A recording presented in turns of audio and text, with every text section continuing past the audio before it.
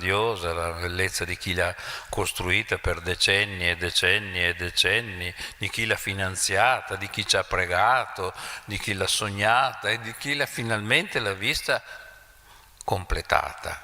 E l'ultimo di tutti questi umani è una meravigliosa bambina che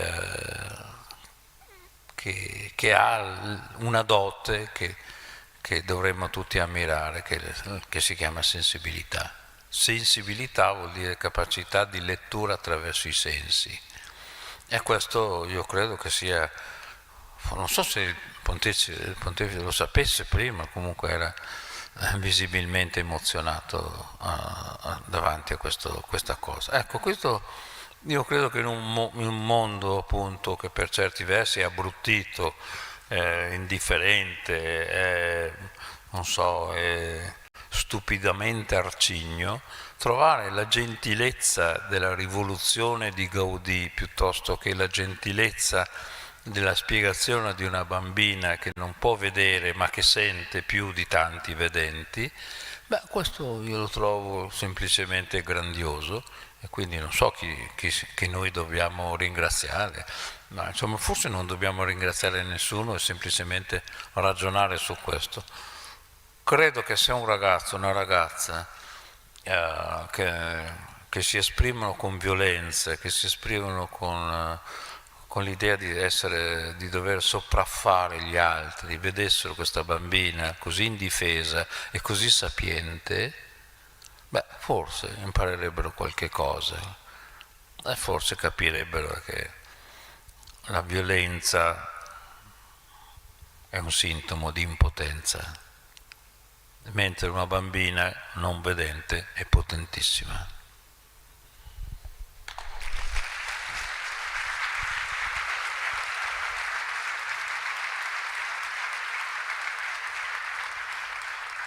Continuando sempre a parlare di giovani, un altro passo era un po' anche, aggiungerei, l'incoerenza oggi che viviamo. Da una parte ci sono le performance, dove, ad esempio sportive, dove vediamo in questo momento il tennis italiano, Sinner, lo acclamiamo, oppure le performance date dai social, da raggiungere più like possibili, però dall'altro lato critichiamo i voti a scuola. Ecco, volevo un approfondimento su questo tema che sempre di più forse sta creando più problematiche di quanto si pensi.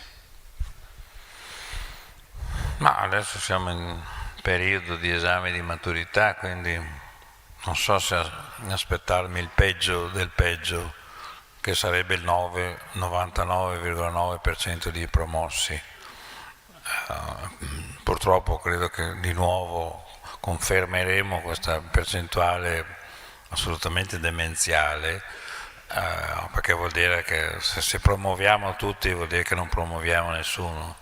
Cioè, io credo nel merito, io credo nella capacità di un ragazzo, di una ragazza di avere voglia di esprimere se stesso, di trovare anche il proprio atto di ribellione, perché la ribellione non è spaccare una vetrina di una banca, quella è imbecillità.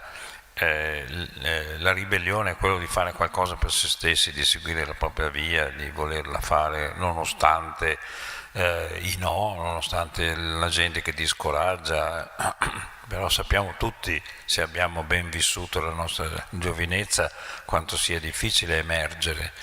Però questi non sono tempi più duri, sono tempi come sono sempre stati, e quindi però ci sono due cose che anche lì mi permetto di non capire. Uno è un ragionamento che sento dire e che non capisco, torno a dire, quando si parla dei famosi 250.000 giovani ragazzi e ragazze che hanno lasciato il paese dal 2010 a questa parte. Ora, io non so perché dobbiamo premiare per forza la stanzialità. Cioè, io non ho capito. Io allora, credo che quando si pronuncia la famosa frase cervelli in fuga sia un modo per mancare di rispetto ai giovani, perché un cervello fugge se c'è. Il problema è che quando non c'è non sa dove andare. Quindi non capisco questo accanimento, no? Perché uno viene, no, da Conegliano va in Austria e fuggito. Ma perché è andato in Austria? Non è fuggito, io sono andato, non sono fuggito, io non sono fuggito da mia mamma, da mio papà, da mia nonna, li volevo tutti bene, però ho preso e sono andato via. Perché? Perché c'avevo da fare, ma per i tanti motivi per cui uno prende e va via, per un amore, per andarsi a vedere un concerto in Inghilterra. Io credo che questa ossessione degli adulti di essere sempre, di geolocalizzare la giovinezza, io lo trovo una cosa aberrante. Perché a Woodstock, voi non ci crederete, ma non c'erano le mamme. È una cosa difficile da capire. Adesso al concerto di Ultimo vanno i genitori. Ma perché non state a casa? Io non capisco cosa c'entra il 45enne, no? Che accompagna il 18enne. Lascialo fare, no? Cioè è un modo per credere. Poi torna troppo tardi, ubriaco, non so, e gli togli il motorino per 70 anni. Va bene? Però, ma perché non ci devi provare? È come accompagnarli a scuola, riprenderli a casa. Perché poi, una cosa, scusate se vado fino in fondo perché tanto bisogna arrivarci. Allora, io non capisco questa ossessione del controllo che comincia alle 8:30 del mattino, a scuola, tutte le cose, il registro elettronico, pensa, le robe che abbiamo inventato per controllare anche se uno è interrogato o non è interrogato. Oddio, la seconda volta dall'inizio dell'anno, Madonna, cosa succederà? Sono tutti fragili, sono tutti deficienti, non ce la fanno, bisogna intervenire noi, andiamo lì, meniamo quello di geografia. Non so io, ma una cosa semplice, di buon senso, statevene a casa, state tranquilli. Io se fossi ministro per un giorno, così come Alberto Sordi è stato sindaco di Roma per un giorno, la prima cosa ovvia è proibire l'ingresso degli adulti nelle scuole, cioè proibirlo. Cioè metti un bidello che dice: scusi, chi è lei? Sono la mamma, non si può entrare. No, il papà di Giovanni, non si può entrare. Un giorno all'anno, perché lo capisco, io ho anche suggerito una volta al ministro qual era la mia idea, il 4 di novembre, cioè il giorno della patria. Allora, in quel giorno lì tutti i genitori entrano a scuola, porti anche la nonna, e dice: guarda che bello, basta. Ma cosa ci tornate a fare i sindacalisti? Ma io non lo so, ma non avete niente da fare, siete disoccupati. Non so, questi no, veramente non capiscono il danno che si fa. È un danno incalcolabile, perché è chiaro che divento fragile se ogni cosa ho un avvocato difensore. No? Dalla rissa al bar al 4 in italiano, assumiti le tue responsabilità per la rissa piuttosto che per il 4 in italiano. Ma cosa c'è? Non so, io non lo capisco, non lo capisco. E infatti cioè, pensiamo che quando uno va all'estero sia in fuga. Non lo so, quando vai, non so, dà fastidio che vadano in Erasmus. No, perché dite di sì, perché la verità è che vi dà fastidio. Che uno dice: come mai non stai bene a casa? E c'è gente che dice: guarda che ci mettiamo d'accordo anche sul breakfast, scambiamo. Non so, sta a casa, amore mio, dove vuoi andare? All'estero? Ma io, non so io, ma Magellano è stato a casa? Era in fuga anche lui? Riusciamo a ragionare una volta o non ce la facciamo più? E allora che industriali, politici, tutti quindi abbiano l'unica cosa. Il problema Non è se un ragazzo o una ragazza va ad Amsterdam a lavorare o a studiare, eccetera, è come fare a fare sì che torni, che voglia tornare in questi nostri paesi avendo un salario decente e dignitoso e una vita che abbia un futuro. Allora, siccome abbiamo la coda di paglia e abbiamo capito che non abbiamo contribuito a creare questo tipo di speranza, e allora li tratteniamo con una sorta di ricatto affettivo, no? Che io mi ricordo una volta una ragazza di Ancona mi diceva no, perché io volevo andare a Parigi, e dico, ma quanti anni hai? 19, perché non ci vai a Parigi? No, perché insomma è complicato. Intanto la prima cosa ho detto, poi chi mi mantiene? Mamma mia, ho detto, ma sei una bestemmiatrice, 19 anni, ma chi ti deve mantenere? Non lo so, vai a fare la cameriera, no? O no? Non mi guardate con gli occhi strani? No, perché se siete messi male non è mica colpa mia. Scusami, una ragazza va a fare la cameriera, che è una cosa utile, imparare le relazioni, imparare a difendersi, imparare che ci sono anche tante altre persone che forse sono anche meglio di te, che si sono alzate un'ora prima di te, per esempio. E questo è una cosa utile. Non ci trovo niente di strano. Io voglio una gioventù che sia anche cosmopolita. Siamo nel 2026. Ma perché uno non può fare un'esperienza in Francia, negli Stati Uniti, da qualche parte del mondo? Perché? Perché non può parlare l'inglese come l'italiano? Io non lo so. A me sembra il minimo sindacale. Per forza. E come si fa a imparare inglese? Non certo iscrivendosi alla British School. Non ce l'ho con la British School. Però non è quello il modo. È andare in Inghilterra e trovarsi un fidanzato, una fidanzata, qualcosa del genere. E allora impari. Giusto? Perché bisogna imparare, anzi, possibilmente anche in maniera creativa, se vuoi che quella relazione possa continuare oltre il weekend. Quindi, dai che ce la fai, non so io, credo che sia la cosa. Io ci sono andato a Londra a 16 anni e per fortuna che mio padre mi ha mandato a Londra a 16 anni. Perché? Perché mi è servito sapere l'inglese, mi è servito essere un po' meno provinciale di quello. Io sono cresciuto a Padova, non sono cresciuto a Chicago.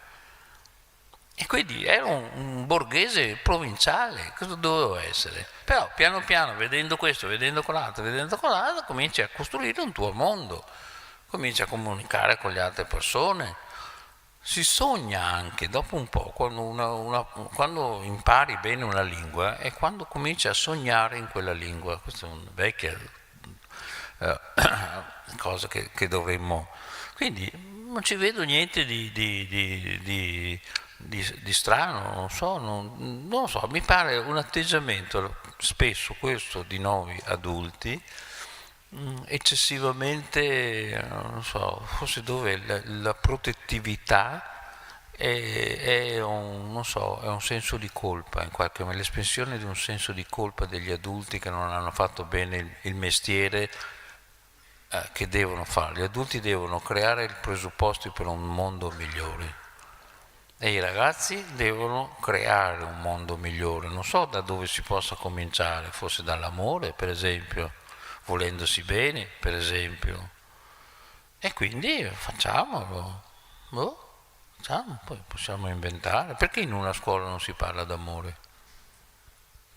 Ma leggendo Leopardi si parla d'amore. Non so, ma anche leggendo, non so, facendo una lezione di biologia si impara d'amore. Perché in una scuola, per esempio, non si adotta un cucciolo? Perché l'ASL non lo permette. E ho capito, io parliamo con l'ASL. Perché è importante che ci sia una scuola dove c'è un cucciolo, dove i ragazzi, soprattutto se sono dei bambini, imparano che un cucciolo va rispettato, c'ha i suoi sentimenti, ma c'ha anche i suoi bisogni fisiologici. eccetera, eccetera, no? E impari ad accudire. L'accudimento non è una roba che fai perché sei un signore, lo fai perché se tu accudisci e impari a accudire, qualcuno imparerà a accudire te. Perché non lo facciamo? Non lo so, è complicato, ci vuole una riforma, non so, ci vuole il PNRR per prendere un cucciolino di un bastardo al canile. Dai, non scherziamo, ci manca la curiosità, la voglia di cambiare. La Montessori ha fatto? Sì. Perché noi no? Perché nel 1920 era meglio che adesso, ma state scherzando? E allora? Poi finisco con la principessa Kate, perché mi è piaciuta. Tanto è una bella signora, elegante, quindi va benissimo. Però quando è venuta qua in Italia, giusto una settimana fa, l'abbiamo portata a Reggio Emilia. Perché? Perché a Reggio Emilia c'è Reggio Children, giusto? Giusto? Perfetto. E cosa ha visto la principessa Kate a Reggio Children? Ha visto dei bambini, indovinello cosa facevano? Disegnavano con le matite colorate. Quindi è la roba giusta da fare, no?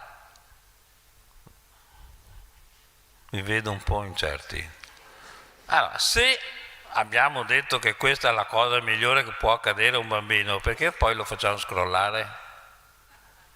Perché non abbiamo portato la principessa Kate a vedere dei piccoli, no, dei piccoli Buddha che fanno così?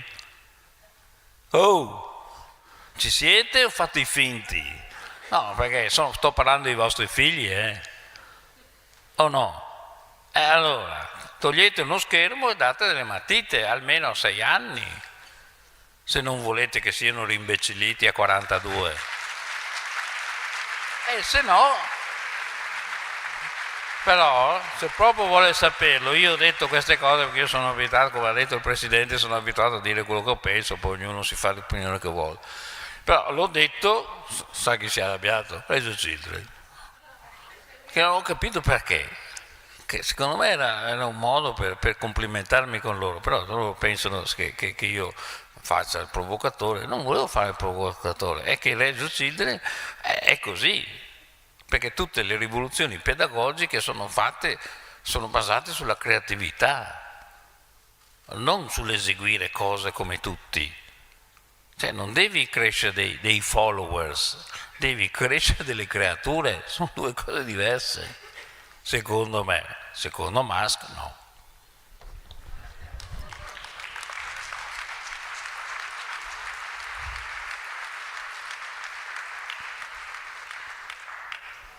Uno dei problemi può essere un po' il tema che ricorre molto spesso nei suoi libri della comfort zone, dall'altra parte in senso figurativo forse a noi giovani serve ogni tanto anche un calcio, uso una parola meno colorita, deretano, in modo tale da essere più, come si può dire, più nella platea che ci sta seguendo, usare una parola più carina per definire un'altra cosa. Forse un po' questo serve, un po' uscire da questa comfort zone che ci siamo un po' andati a creare e soprattutto anche magari i nostri genitori si vogliono crearci.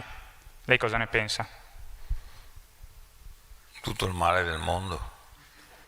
La comfort zone, la quiet living, come vuoi chiamarlo tu, ma è veramente una roba, non so cosa ci sia di peggio.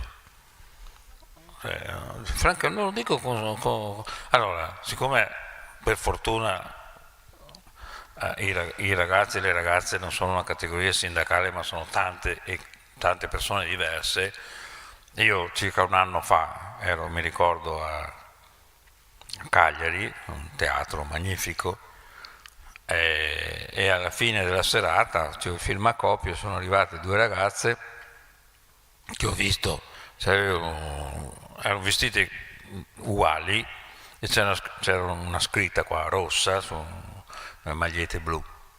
Ho guardato meglio e c'era scritto Prada.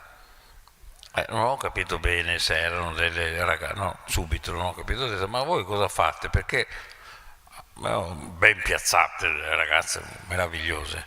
E ho detto, ma cosa siete... No, no, dice, noi siamo dell'equipaggio di Luna Rossa. Ah però, perché Luna Rossa ha la base a Cagliari, al porto. Ah, dico, ma pazzesco, e cosa fate con Luna Rossa? Dice, no, noi siamo equipaggio. Dice, noi ragazze, la mia amica e altre due, abbiamo vinto la Coppa America femminile qualche mese fa. Dico, ah però, e contro chi avete vinto in finale? Dice, con le inglesi che sono tremende. Dico, ma quanto va il vostro scafo con del buon vento? Dice, quello di Coppa America va a 52-53 nodi, che sarebbe 120-130 km all'ora. Porca miseria. Guardo ste ragazze, a me questa roba qua piace, a voi no. Ah, mamma mia quanto mi piace. Una che si alza alle 5 del mattino e apre la finestra per vedere se c'è vento o no.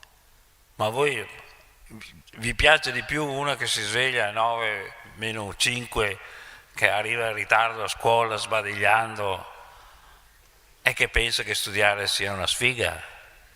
No, schieriamoci una volta, no, perché in mezzo non si può stare. O state con Luna Rossa o state per i divani e comfort zone. Però se fate la seconda arrangiatevi, perché c'è una conseguenza. È la conseguenza di una cosa di tanti anni fa, non in questa città ma a Treviso, che mi invitò alla Confindustria e mi disse una cosa che già all'epoca faceva paura. Un terzo delle nostre aziende in cambio generazionale muore. Ah però, è un buon dato? Ah no, e bisogna fare qualcosa. Però se torniamo in qua, perché era circa 25 anni fa, se torniamo in qua e qualche settimana fa ho letto, prima pagina del Corriere della Sera, intervista ad un grande signore importante della finanza, eccetera, eccetera, eccetera, non mi ricordo neanche come si chiama, ma non importa, il problema è il peccato, non certo il peccatore, che ha detto in questo paese i soldi meglio ereditarli che farli. Beh, se voi pensate a questo siete morti e non lo sapete. Walking Dead. Mi spiace, ma è così, perché se uno sta a casa, in comfort zone, a aspettare che il nonno muoia, è morto lui, non il nonno. Il nonno ha fatto la sua vita, ti ha anche lasciato un appartamentino. E tu cosa fai? Non lo so io. Cosa fai? Vendi l'appartamentino e speri, ma io non ho capito io. Anche questo non sono cose che io capisco, come si fa a dire una cosa su prima pagina del Corriere. Ma non puoi pensare che c'è un ragazzo di 20 anni che ti legge. E cosa deve capire? Se tu sei il massimo rappresentante dell'economia italiana o pensi di esserlo e dici una cosa del genere, fai un danno inimmaginabile. Uno deve dire, guarda, potresti ereditare, ma non credo che accadrà. E cosa faccio? Non lo so, arrangiati. O no? È brutto, dite che è brutto, è cattiveria. E invece dire non ti preoccupare, non fare niente, no? Iscriviti all'università a Treviso, che sennò a Padova già è un problema. Ma vi svegliate o no? Questa era la locomotiva d'Italia, così l'abbiamo chiamata. Io sono di questa terra qui, non sto parlando non sono un marziano. Questa era la locomotiva italiana. Lo è ancora? Se non lo è, di chi è colpa? Sempre di qualcun altro? Siamo sicuri? è l'America, la Cina, la globalizzazione, le cose, tutte storie avanti, avanti, avanti, poi c'hai un figlio, dai, sta sul divano, dai, vendi sto divano, vendilo, appena va a farsi uno spritz, tu chiami Domenichelli, chi è che qua che porta via le robe? Non so, una volta era Domenichelli, quello che volete, Bartolini, va bene, chiamate Bartolini, appena che va via, portate via il divano. L'ho regalata alla nonna, ultimo modello, con la pedana che si alza, così anche i caviglie della nonna, o no? Ma devo dare un coso con la cosa a uno di 20 anni? Ma dai, ma è una vergogna. Scusa, per fortuna che i ragazzi non sono tutti così. Io a Venezia frequento prevalentemente ragazzi sotto i 30-35 anni al massimo. Prima perché quelli della mia età sono abbastanza noiosetti di andare a cena, quindi parlano di prostata, cioè, no, e poi bagalà mantecato parla di anca, quell'altro no, è bigo in salsa e a rotolo comandiamo così e così.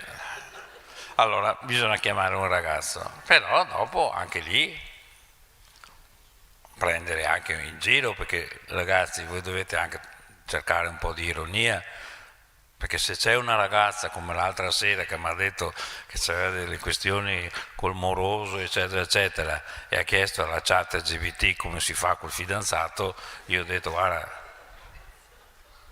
sei un genio, è così che si risolvono le questioni amorose. Alle 3 di notte ti chiede alla chat come faccio col ragazzo, Madonna santa.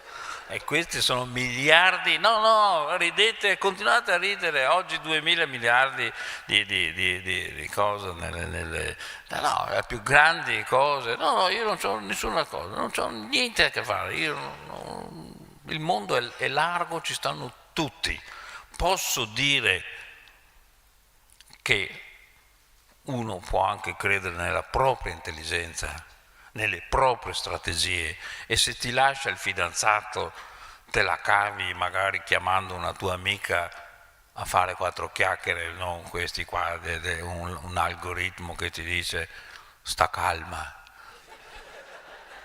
perché dice così l'algoritmo. No, non crediate che pensa, me lo sono fatto dire, perché dopo gli ho chiesto a sta ragazza cosa ti ha detto sta chat, perché magari sono delle visioni che io non ho avuto in 75 anni, e mi ha detto più o meno come dici te. Ha detto sta bene, vedrai che torna. Aspetta e spera. E ringraziamo il signor Altman, grazie, perché non sapevo mica che tornava, quindi meno male. Mamma mia, ma fatevi una risata, ma dai, ma Remengo, ma dai. L'intelligenza artificiale dovrebbe essere prevalentemente venduta nei negozi di sanitaria, perché è un ausilio ortopedico.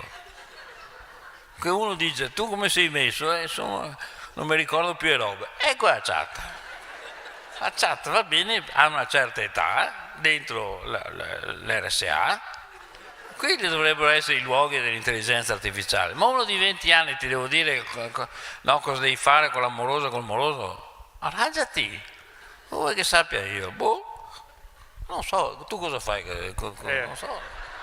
Non posso dirlo perché ho qui l'amorosa. No, Potrebbe... Evito incidenti diplomatici per stasera, l'amor di Dio. Ma recupero. Sì, recupero.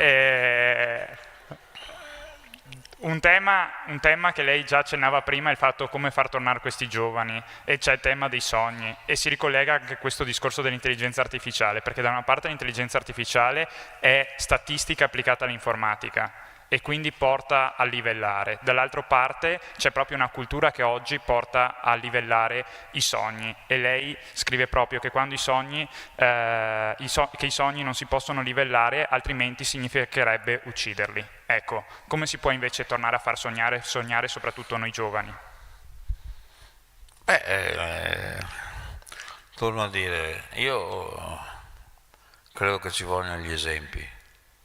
Io ho avuto gli esempi dei miei nonni, per esempio, che non hanno fatto delle cose per me, però io da bambino guardavo loro, che facevano delle cose magnifiche, erano degli artisti, facevano delle cose, quindi io mi sono nutrito di questa cosa qua. E quindi loro sognavano per loro, non per me, e io ho capito che era bello avere un sogno, un'ambizione, una visione delle cose, del mondo, come vorresti che fosse, eccetera, eccetera. Questo è una cosa, se non c'è nessuno che ti ispira, come fai a ispirarti da solo, non lo so. Quindi io non ce l'ho, torno a dire, con le tecnologie, lo dite, per carità, ma certo che l'attacco è una cosa fondamentale. Io ho finito la facoltà di medicina che era arrivata da un anno l'attacco, quella Brain, a Verona dove io stavo, a Borgo Trento. E quindi figurate voi se io posso pensare che sia una roba che certo che ha aiutato e da allora adesso è incomparabile, quindi, ma questo non vuol dire che si sostituisce scusate, allora in Cina, io non ce l'ho con i cinesi, però in Cina ci sono ormai uno, due e sono l'inizio di un New Deal, possiamo chiamarlo con le parole giuste, New Deal, in cui c'è un ospedale in cui sono tutti robot, dall'accettazione alla sala operatoria. Allora, parliamo di noi. Allora, qui abbiamo avuto le Olimpiadi, giusto? Sì, bene.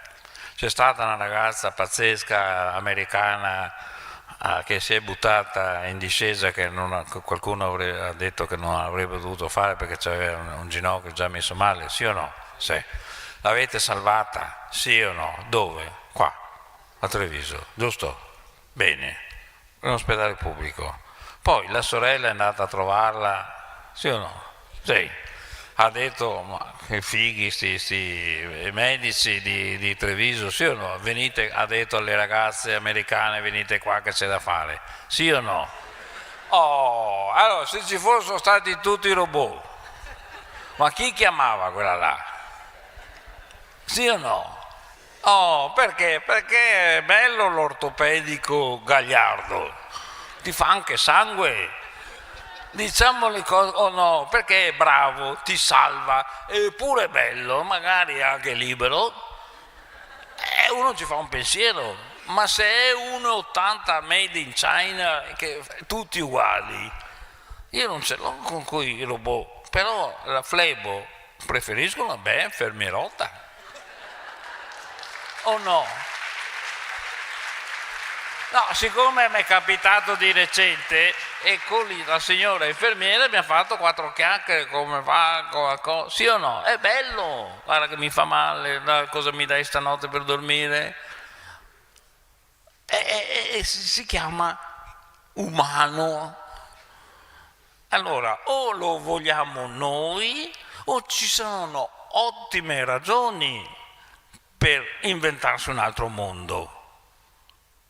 Guardate che a Pechino ci sono bar di umanoidi, cioè nel senso che vai, chiedi una birra e l'umanoide ti dà la birra, te la versa anche, perché siccome sei mona non riesci neanche a versarti, perché dopo che hai tutti questi umanoidi tu non sai più fare neanche versarti la birra, è un problema nella vita.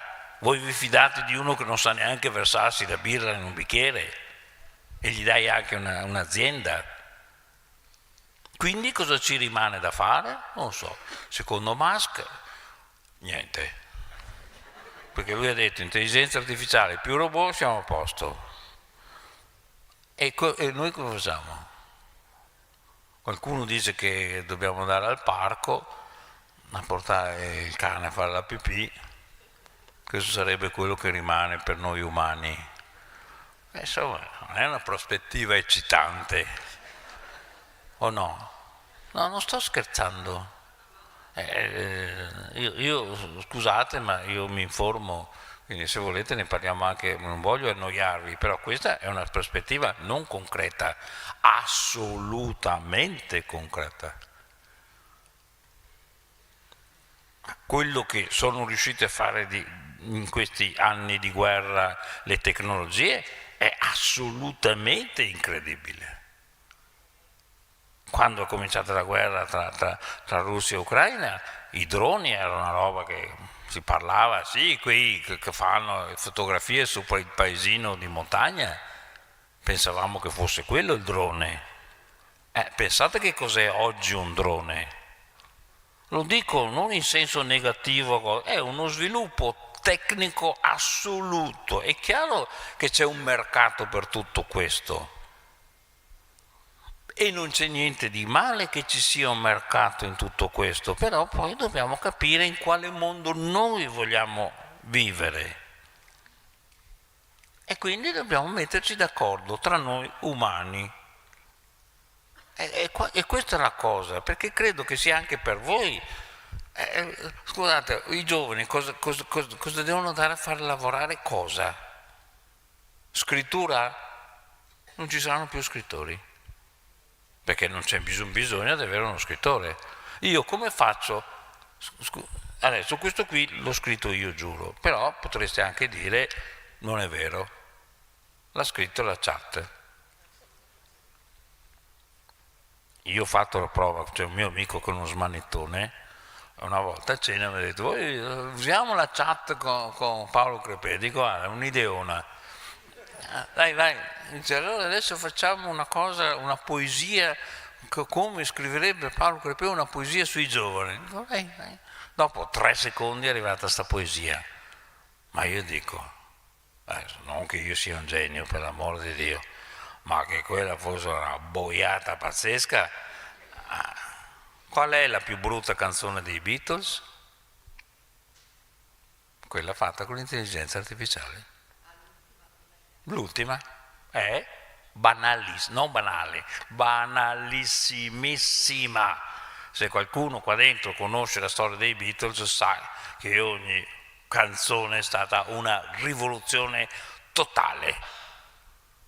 E Day in the Life è una delle, non so, copernicana dire niente, con tanto di grande orchestra, con tanta roba, ma finiva con una sorta di jam session pazzesca. Quella l'hanno inventato 4 ragazzi che non sapevano scrivere musica, perché i Beatles non sapevano scrivere musica, o in maniera assolutamente primitiva. E hanno fatto capolavori su capolavori. Dopodiché, certo, prendi la voce di John, la voce di Paul, la batteria un pochettino di Ringo, metti insieme, blum blum blum, viene fuori la robetta. Sei meno. No, Yellow Submarine.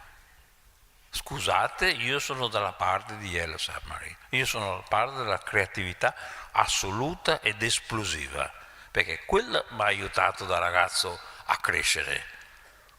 Se avessi sentito che robette là, ma per carità, ma facciamo anche i Led Zeppelin con l'intelligenza artificiale, ma dai, ma un po' di ritegno. Diciamo che è una roba facile, diciamo che ci conviene perché ci metti 5 minuti, se sei un bravo ingegnere ci metti anche 4 minuti. Ma cosa viene fuori? Qualcosa di inaspettato? Perché secondo voi, non so, Fontana che tagliava la tela la inventa l'intelligenza artificiale. Ma perché dobbiamo dire queste cose qua? È un insulto alla nostra intelligenza. Quindi non c'è niente di male che ci sia qualcuno che si sia arricchito, che sia diventato trilionario, quadrilionario, non me ne frega niente a me. Mi piace un ragazzo che si inventa qualche cosa. Io domani alle 9:30 incontro uno di 27 anni che è un grande poeta. Cosa mi dirà? Non ne ho la più pallida idea. È per quello che lo voglio incontrare. Se sapessi già quello che mi dice, cosa incontro a fare? Scusa, vado per andare al bar, ci posso andare da solo, o no? Quindi ribellatevi. Ogni tanto un rimescolamento delle carte fa bene e anche crea speranza.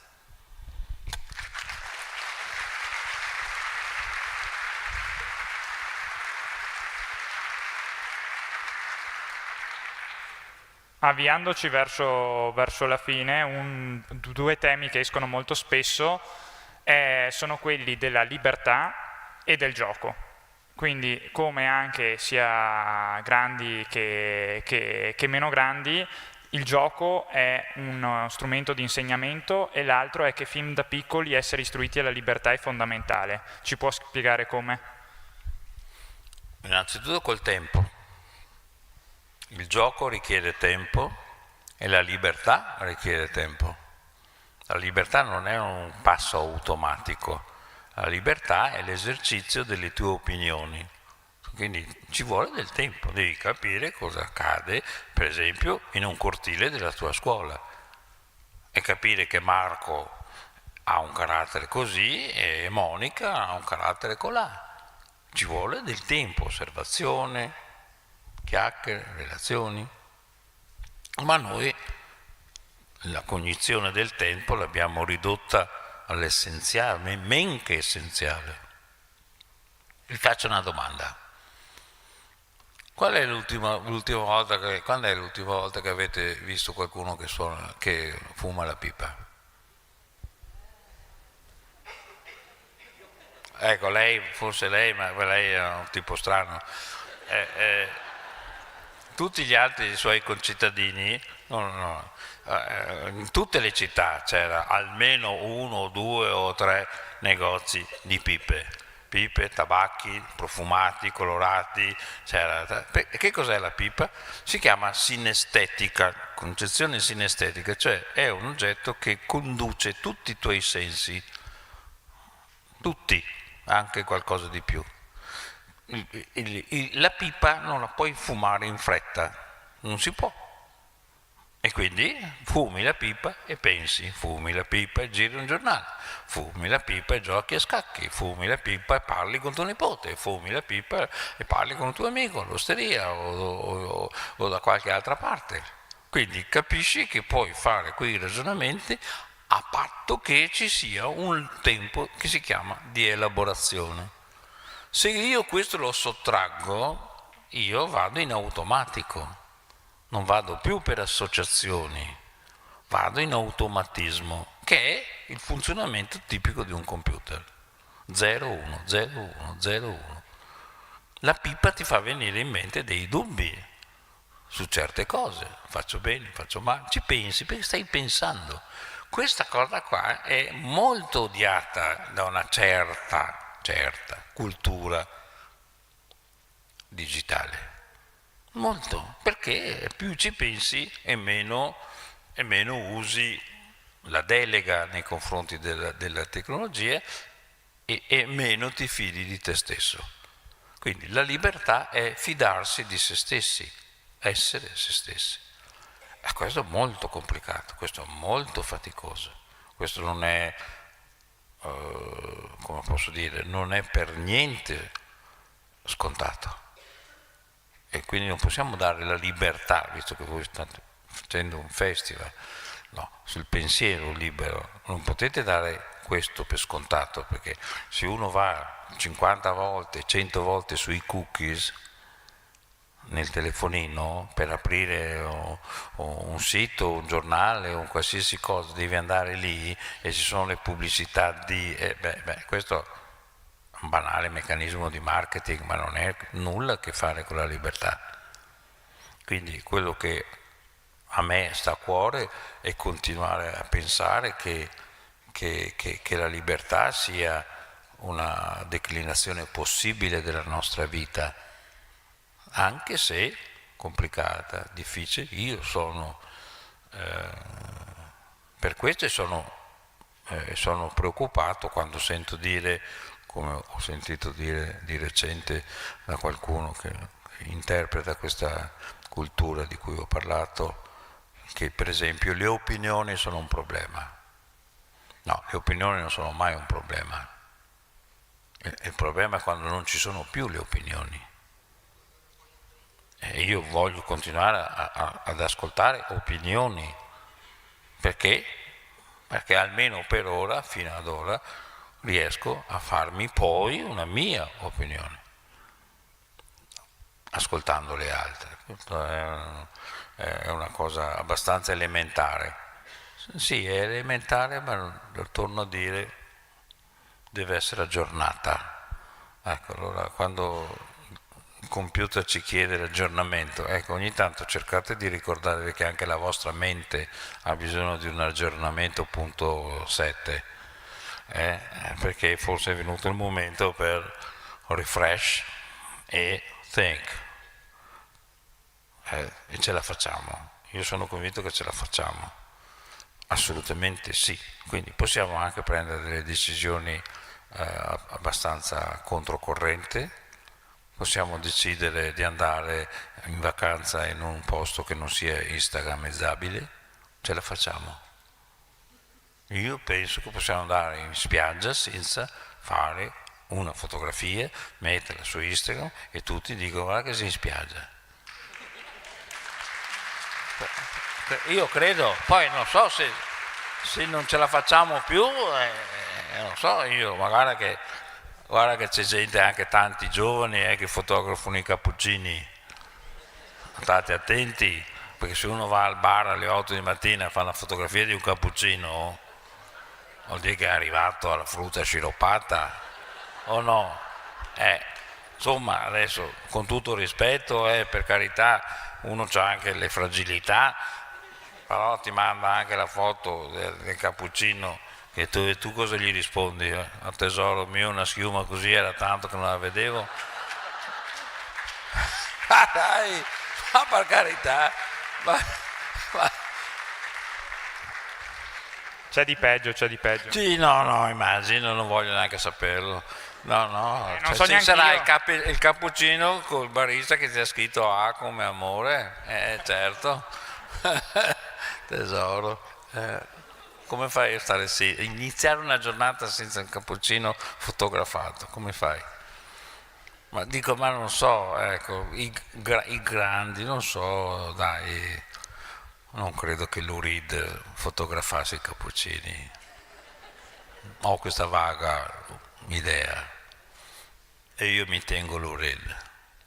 Scusate, non so cosa volete farvene voi, ma io trovo forse uno dei cantanti più straordinari e lirici del Novecento, quindi lunga vita a lui.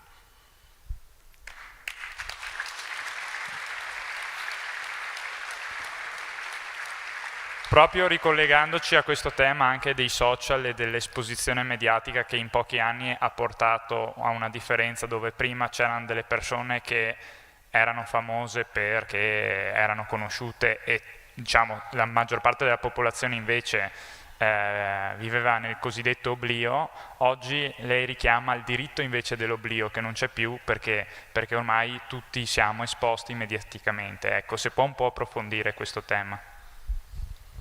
Allora, non ce l'ho con nessuno, però facciamo butta caso, no?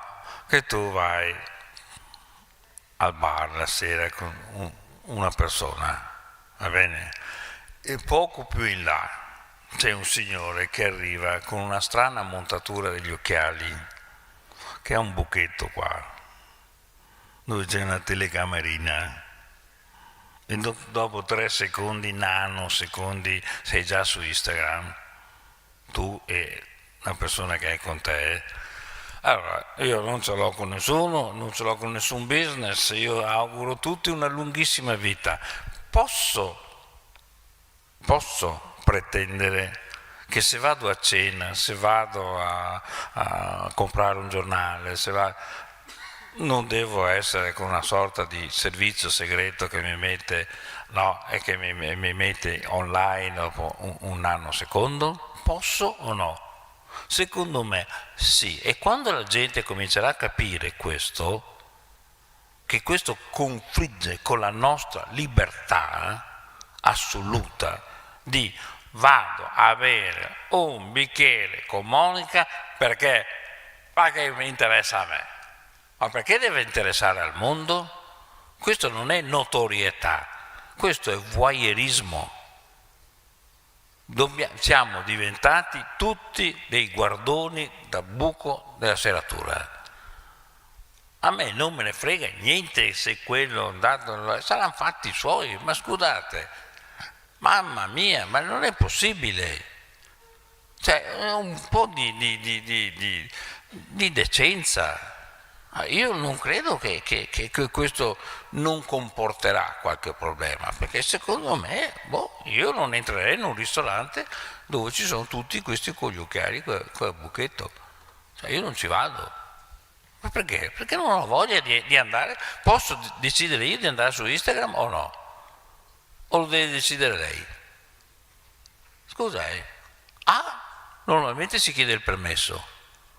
Una volta addirittura per qualsiasi cosa quando andavo in televisione, anche se stavo zitto dovevo firmare un contratto che cedeva la mia immagine. Lo firmavo però. E adesso se cedi la tua immagine così, gratis, e t'amorereo, no? E ti prendono anche per i fondelli. E poi lo dicono anche a tua moglie.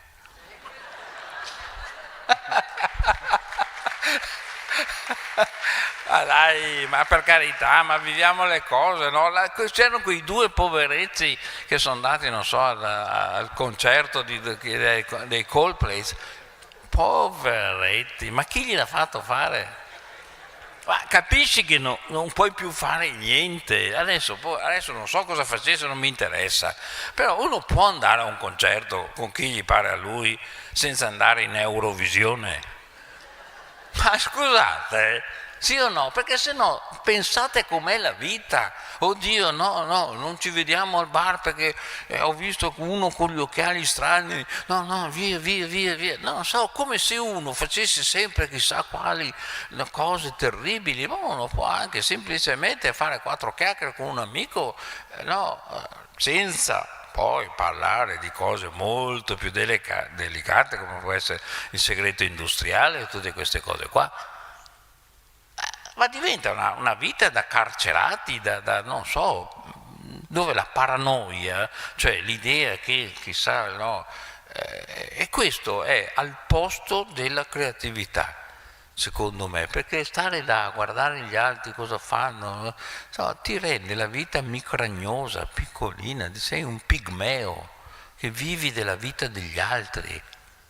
Ma io non so, io sempre, non so, mi sono sempre innamorato delle persone libere, straordinarie, non so, Jack Nicholson, un mio eroe, è sempre stato il mio eroe. Un uomo che secondo me non gli fregava niente di niente nella sua vita, faceva tutto quello che ha fatto di grandioso.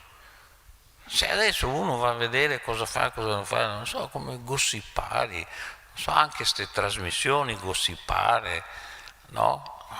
Ti intervistano, poi ti fanno il tranello, ma lei nel 1924 non stava con quella là, non mi ricordo.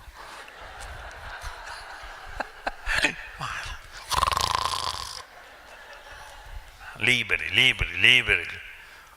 Non so, questa gente secondo me non ha vissuto bene la propria adolescenza. Io credo, non so, io l'ho vissuto abbastanza bene e quindi non vedo perché devo rimangiarmi la possibilità di fare le mie scelte e di sbagliare, di aver fatto delle scelte sbagliate, ma perché no? Ma me lo deve dire qualcuno su uno schermo che è sbagliato? Chi sei tu per giudicare me? Posso accorgermi io dei miei errori o ci deve essere qualcuno che fa con la matita rossa e blu mi corregge? Lascia stare, per carità, è una cosa, non mi piace questo mondo qua. Ecco, e questa è una parte del mondo che io non voglio. Poi, fate voi, non so. Non lo so, non lo trovo, non so, io ho visto veramente delle cose, tutti a fotografare, delle cose incredibili. E poi non so, poi secondo me c'è anche un'ultima cosa, così tanto per chiudere in bellezza, che il quoziente intellettivo sta calando in un modo vertiginoso. Quindi purtroppo non siamo più così intelligenti come una volta. Beh, ma io lo vedo quando vado nei treni, che tutti i giorni sono in treno, lo vedo, io faccio apposta, vado in bagno, che non devo andare in bagno, e apposta per fare tutta la carrozza per vedere cosa vede la gente sul telefonino. È incredibile. Poi torno perché magari ho detto, magari mi sono sbagliato. Cioè, c'è gente per esempio che vede il gattino che scivola da vasca. Magari è un amministratore delegato, E dice, ma lei ce la fa da Roma a Milano a vedere sto gattino? O quell'altro che vede il boa che stritola il contadino filippino? E tutti così, ma per 2 o 3 ore. Poi fanno un consiglio di amministrazione. È meglio di no. No, non so. Allora in quel caso lì è meglio l'intelligenza artificiale. Ecco, in quel caso, se siamo a quel livello lì, allora che trionfi almeno uno che guarda il gattino che scivola dentro la vasca e c'hai anche 47 anni. Non so, cosa dite voi? Non so. Io vorrei, è che dopo è brutto dire ma scusi, ma non si vergogna? Dai, ma non è possibile. Non ti puoi vedere un film su un telefonino, il film non è fatto per un telefonino, il film è fatto per stare là, guardarsi la roba, mamma mia. L'ultimo giorno che ho incontrato nella mia vita Oliviero Toscani, che stava già malissimo, è un ricordo bellissimo, però abbiamo visto Blade Runner. Mamma mia, che pomeriggio meraviglioso che abbiamo passato. Io e lui c'era uno schermo gigantesco e mi ha spiegato com'era girato Blade Runner. Tutte le scene con la pioggia, tutte le scene c'era prima o poi un taxi giallo e dentro quel taxi giallo c'era una luce verde. Io non avevo mai visto in vita mia così bene quel film. E siamo stati là con un uomo che stava morendo, che mi insegnava a guardare i dettagli e imparare dalla bellezza della creatività che cos'è la vita. Lui la lasciava e io la prendevo. È andata così.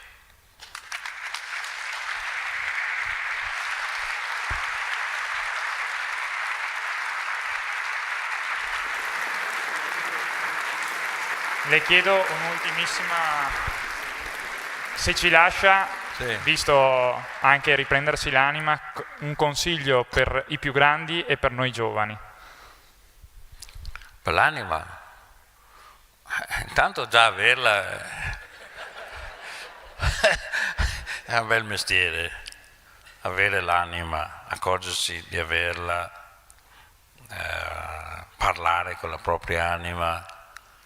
Molto bello, non bisogna essere né dei monaci buddisti o di gente malata di mente, puoi anche essere il signor X che ogni tanto dialoga con se stesso e magari ti accorgi di avere un'anima più bella di te, magari scopri che la tua anima è perfino più bella di quello che tu pensavi di essere. E questo è una cosa che ti aiuta, che ti solleva, no? È come i francesi che dicono, no, l'educazione, no? Dicono élever, no? Bisogna elevarsi, no? E chi è che ti può sollevare? L'anima. È l'anima che è più leggera e che ti fa salire, no? Io credo che sia una cosa. Io quando ero bambino, che ero insomma all'altezza in cui il mio naso era all'altezza del tavolo, più o meno quell'età lì, il tavolo era un tavolo di marmo, quello di mia nonna, dove cucinava, preparava da mangiare. E lei era romagnola, quindi faceva spesso le tagliatelle, faceva tutte queste cose qua, e prima di farle ovviamente buttava la farina. E per me questa cosa era una cosa molto attraente, era magico. Io stavo sempre lì a vedere cosa succedeva con questa farina che poi diventava tante cose, gli gnocchi, queste cose qua. E allora mi ricordo che una volta chiesi a mia nonna quanto pesa, e lei mi ha detto 2,8 grammi. Ma si è inventata una cazzata così. E io per tanti anni ho pensato che l'essenziale, cioè l'assoluta emozione, il rapimento della mia anima, avesse un peso 2,8 grammi. Cioè l'essenziale della mia vita pesava quello. Questa battuta di mia nonna, che la faceva per togliermi dalle scatole perché le davo fastidio, è stata una cosa un imprinting. Io cercavo in tutta la mia vita qualcosa che pesasse 2,8 grammi. Se tu mi chiedi che cosa ho fatto nella mia vita, ho cercato 2,8 grammi. Non so se sono riuscito. Grazie. Grazie. Grazie, un altro grande applauso al professor Paolo Crepè.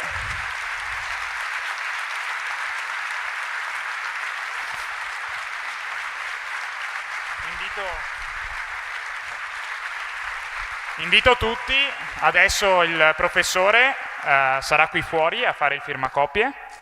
E quindi trovate qui fuori il libro, Riprendersi l'anima, premio Hemingway, e noi continuiamo il nostro percorso stasera con il concerto in piazza del violino elettrico col DJ, e poi da domani si riprende dalle 10 del mattino. Vi aspettiamo tutti quanti. Permettetemi un ultimo ringraziamento a tutti gli sponsor, in particolare i miei sponsor che vedete qui: Hotlav, Superbeton, Edilco, Natura Sì, Banca della Marca, Informatica Service e Banca Prealpi, che ci sostengono, e tutti gli altri sponsor, e il Comune, la Regione, e soprattutto fatevi un grande applauso a tutti voi e a tutti i volontari.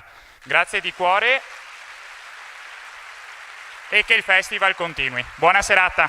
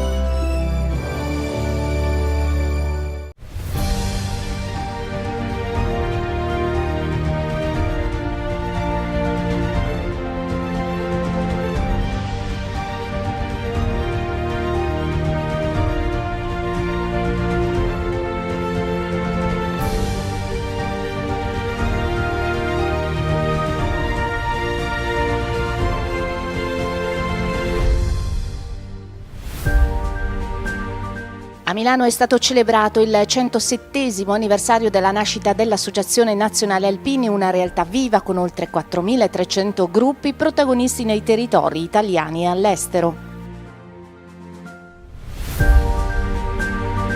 Dal Sacrario dell'Eiten alla Colonna Mozza, il pellegrinaggio in Ortigara anche quest'anno ha rinnovato il ricordo nei luoghi della Grande Guerra, rivive la storia dei caduti.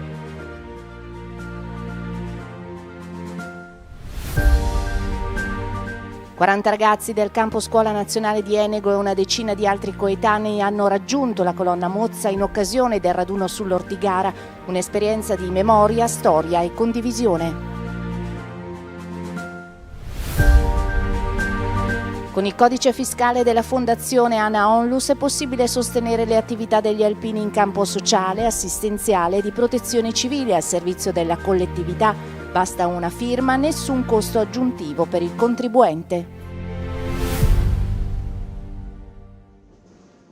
È stata festeggiata solennemente l'8 luglio a Milano, proprio nel giorno e nel luogo in cui è nata l'Associazione Nazionale Alpini. Sotto alla targa, l'unica esposta nella Galleria Vittorio Emanuele, sono stati celebrati i 107 anni di una splendida realtà, viva e vitale, protagonista della vita dei territori, in cui è capillarmente presente con i suoi oltre 4.300 gruppi in Italia come all'estero. È una targa, è un pezzo di pietra, ma in realtà è memoria perenne che in questo luogo è nata l'Associazione Nazionale Alpini, fortissimamente voluta da persone che avevano combattuto e si erano affraternate lungo le trincee per unire il paese, per far sì che il paese fosse unito dal tricolore che hanno anche difeso fortemente in periodi dove era discutibile esporre il tricolore. E abbiamo voluto porre anche lì la stessa dicitura che c'è sulla Colonna Mozza, perché dopo la creazione dell'ANA Milano il primo punto di ritrovo fu appunto l'Ortigara e quindi anche qua è per non dimenticare come facciamo sempre noi alpini, quindi facciamo memoria, ricordiamo i nostri valori, la nostra storia, chi ha dato la vita per il nostro paese perché fosse unito e perché fosse anche libero e poi facciamo del bene agli altri, quindi ridiamo alla comunità tutto quello che è la nostra forza e quant'altro, fin tanto che riusciremo a farlo. A dispetto dello scorrere degli anni, l'ANA ha mantenuto intatti tutti i suoi valori e tutti i suoi obiettivi.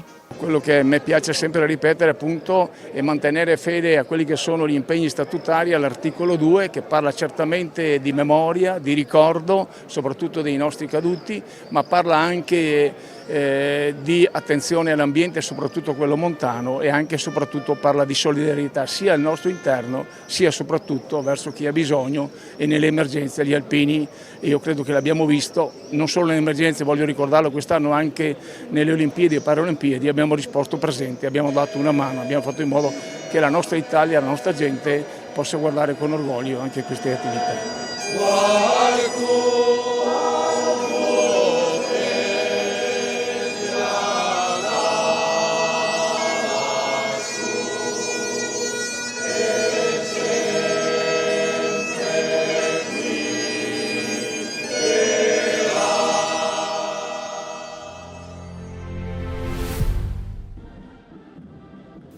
Il pellegrinaggio al Monte Ortigara, luogo del Calvario degli Alpini durante la Grande Guerra, dove si svolse una delle battaglie più cruente mai combattute in montagna, è iniziato come ogni anno nel pomeriggio del sabato, con l'omaggio ai caduti da parte delle Penne Nere e delle autorità al Sacrario dell'Eiten di Asiago, il monumento ossario eretto negli anni 30, che raccoglie le spoglie dei soldati italiani